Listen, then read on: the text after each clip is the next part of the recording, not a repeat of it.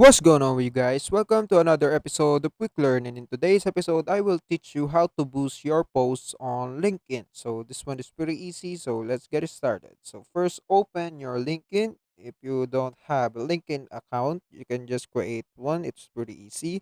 And in your homepage, just click your icon on the top left corner right here, and it will show you your profile. And as you can see, my profile has no profile views or analytics, no activity. So if I want to improve that, I can just post on my LinkedIn. So just go back and go to post. So as you can see that I can add a photo in my post. I can choose a random photo. So let's choose this and click next. And I can also add text, random text to, improve my post quality.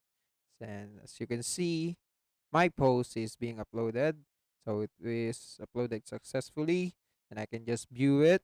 And in order to boost this post, liking your comment help to boost your post. So also commenting on your post, what your thoughts or what you think on your post.